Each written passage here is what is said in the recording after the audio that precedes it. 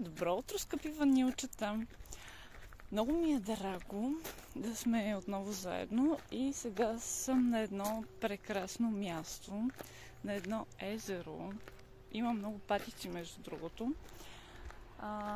И сега ще ви приказвам за употребата на една интересна гъба, която се нарича конджак гъба. И не от кон, не и от джак. Тя идва от Китай. Но за това след малко искам да ви разведа малко, да видите къде съм аз. Ето така, даже си нося и книжка. По принцип, повечето ютубърки, ако мога така да се изразя, тиктокъри и така нататък жени, когато представят нещо, те се гримират. Аз няма да се гримирам. Аз ще ви представя конджак гъбата по един различен начин.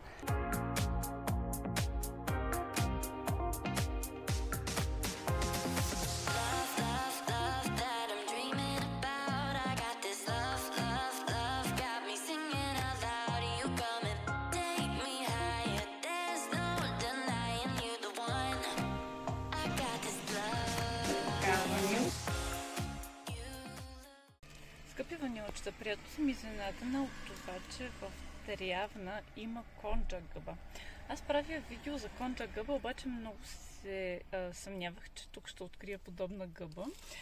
Но наистина открих такава гъба на момент на Гарниер. И вижте цената 10,90. Толкова ще струва и вашата конджак гъба. Ще я разопаковам сега, за да видите. И рибаря се вижда отзад. Така, на бензиностанция сме зареждаме заради това. Конджак гъбата и правим unboxing, нали така се нарича. Изваждаме я. И тя представлява ето това. Твърда е. Не може да я използвате по този начин, заради това трябва да я натиснете в топла вода и да изчакате докато стане мека и еластична.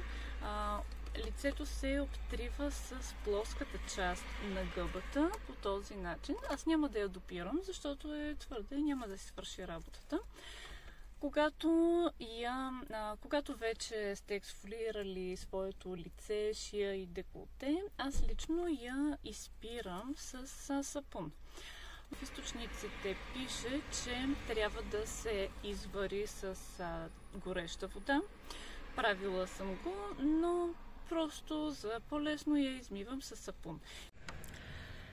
Скъпи ванилчета, конджак гъбата, както казах, не е кон, не и джак. Тя произлиза от Китай. Преди 1500 години хората са използвали за храна, защото от миналия век се използва тази гъба за козметични цели. Има няколко вида конджак гъба. Като цяло, първо ще ви разкажа за какво се използва тази гъба. Тя се използва за нежно ексфолиране на лицето. Използва се също при бебета, при чувствителна кожа, при акнична кожа, при кожа, която има разширени пори, която е смесен тип кожа и която има акне. Конджак гъбата ексфолира нежно лицето. Нейните влакна са от естествен произход, както казах, от растение, наподобяващо картоф, което се отглежда в Китай. Конджак гъбата има няколко вида. Едната е с зелена глина, с розова, червена глина и черен активен въглен. Има съответно и такава, която е с куркума. Тя е жълта на цвят и се препоръчва за суха кожа. Аз лично предпочитам стандартният вид на конджак гъбата, която си е в натурален вид. Но да ви дам малко повече разяснение относно... Ето така, може би, направо ще ми изтръпне ръката. Но да ви дам малко повече разяснения за самите конджак гъби. Тази с черен активен въглен се използва при акнеична кожа, при кожа, която е с разширени пори, която има излишна мазнина по нея, излишен себум. Например, когато имате омазняване в Т-зоната, може да използвате тази с активният въглен. Също така, за проблемна кожа може да използвате кончак зелена гъба, която е с зелена глина. Другите две гъби, това са с червена глина и с розова глина. Тази с розовата глина е смес от червена и бяла глина, разбира се. Препоръчва се за силно чувствителна кожа, която образува лишеи, която се нуждае от по-голяма хидратация и подхранване. Може да се използва при дечица също и дори при новородени, защото тя е с много нежна структура. Патиците започват да летят. Тя е с много нежна структура. Когато започнете да използвате кончак гъбата, тя ще бъде много твърда. Тогава не е за използване. Трябва да я накиснете във вода, за да стане мека и еластична. По този начин вашата кожа ще се изглади, ако има, да кажем, неравности, сухи участъци. Когато минете с влажна гъба по лицето, съвсем нежно ще ексфолира вашата кожа, така че ще я остави доста еластична, подхранена, хидратирана. И една идея по-млада, даже бих казала, когато се използва редовно, кончак гъбата ще направи наистина по-младо вашето лице. И това не е измислица, аз съм го пробвала върху моето лице. Така че мога да кажа, че е истина. Това ми е даже бих казала любимата гъба. Тя не е прекалено агресивна. Може да се използва 2-3 пъти в седмицата, за да достави тази мекота и балансираност на вашата кожа. Ако сте с прекалено омазняваща се кожа, за вас е кончак гъбата, която е с зелена глина. Тя действа бактерицидно и премахва излишният себум. Ако имате акнична кожа, с зелена глина също би било подходящо да използвате тази гъба. Така, преминаваме към това как действа самата гъба. Тя е съставена от фибри. Тя е естествен продукт и когато я изпирате или я изтисквате, бъдете много внимателни, защото иначе ще намалите времето за нейната експлоатация, така да кажем. Нейните фибри са много нежни и по този начин ще може ефективно първо да почистите лицето си, защото са много нежни, и второ, ако бъдете по-внимателни, ще я запазите за по-дълго време ванилчета. Така, аз ще отида малко да се поразходя в гората. Скъпи ванилчета, сега изкачваме едно боярче. Денивелацията много не се вижда, но си е доста нагоре, това е надолу. Пред камерата не изглежда точно много стръмно, но си е така. Така, разхождаме се. Тук е щукарите. И бих искала, докато ви разказвам, да се намажа със слънцезащита, въпреки че тук в гората няма много къде да изгори човек. Така, да видим сега. Тук някакви рибари има. Да попитаме все пак. Само да попитам, риба има ли? Какво? Не. Не? Няма. Този рибар не е много словоохотлив.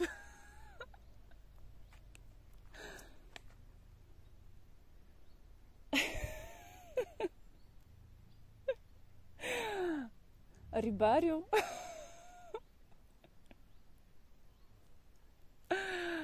Казва, че няма риба. Здравейте, скъпи ванилчета! Намерих си най-после идеалното място. Това дърво все едно стойка за мен е направило. Отдолу е една урва. Урва, прекалено казано, езерото е долу, така че да не ми падне телефона. Сега ще ви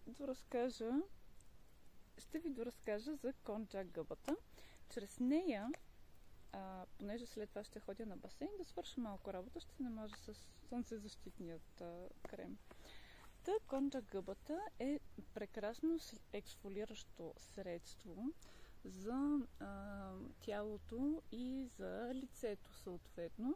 Може да се използва с същият успех и да обтривате цялото си тяло с конджак гъбата. Кожата ви ще е изключително кадифено мека. Конджак гъбата се използва. Лично аз не използвам конджак гъбата всеки ден. Използвам я максимум 3 пъти в седмицата. Както нормално ексфолиращо средство съответно. Защото, както казах, тя е изградена, не само че съдържа, тя е изградена от много финни фибри, които нежно ексфолират кожата и я правят изключително еластична.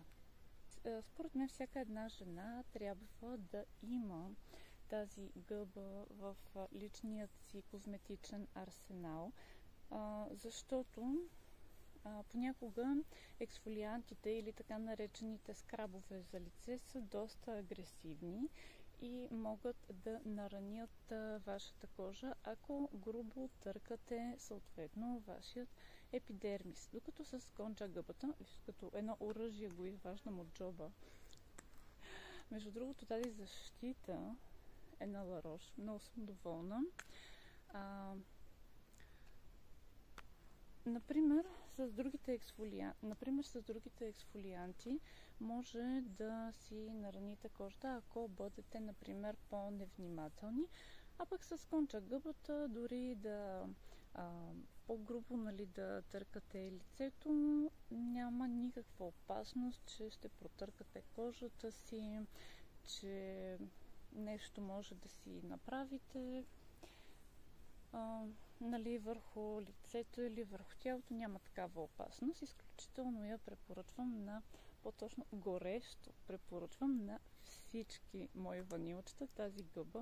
Като цяло си заслужава много. Това е една инвестиция, съвсем минимална даже бих казала, защото самата гъба струва не повече от 10 лева. Може да я намерите в всички дрогери, даже например и в аптека може да я намерите. Така че вземете си я. Абсолютно на 100% ще бъдете удовлетворени, доволни. Ще имате гладка кожа, кадифена, ще имате кожа без излишни мъртви клетки, защото самата гъба ексфолира повърхностният слой на кожата и прави кожата изключително гладка. Здравейте, скъпи ванилчета! Дойде време да ви покажа как се използва конджак гъбата и как ще я накисна. Сега виждате, тя е много твърда и по никакъв начин не я използвайте върху лицето си. Сега като я накисна, ще видите колко мекичка ще стане. Това е вече готовата за употреба конджак гъба. Виждате, тя е увеличила своя размер 2 пъти, според мен. Много е мекичка, еластична и съдържа много вода в себе си. Тази е стандартната, без различни глини. Когато я пипате, все едно пипате желе. Все едно има някакъв мазен филм отгоре, обаче след това, ако си потъркате ръцете, няма никакъв мазен филм. Просто това е от естествените влакна, от които е изградена самата гъба. Както казах, тя се добива от растение, което е подобно на картоф. С тази гъба просто оттривате, изтисквате леко и оттривате лицето. В случая, не знам дали ще се вижда и тук. Оттривате, аз ще оттрия своята шия по този начин. На лицето вече съм нанесла слънцезащита, така че няма да оттривам, но вие може спокойно да си оттриете и лицето, и шията. Ето така. Оттриваме. И след това, като попиете с гъба, самата кожа ще ви бъде изключително мекичка, защото сме я ексфолирали. Ексфолирали сме мъртвите клетки, така да се каже. Така че, скъпи ванилчета, тази конча гъба е идеално средство за подобряване състоянието на вашата кожа и за естествената хидратация, която може да имате ежедневно. Но, както казах, използвайте я 3 пъти в седмицата. Абсолютно нормално. Така, скъпи ванилчета, обичам ви, грижете се за своята кожа. Един от методите е конча гъбата.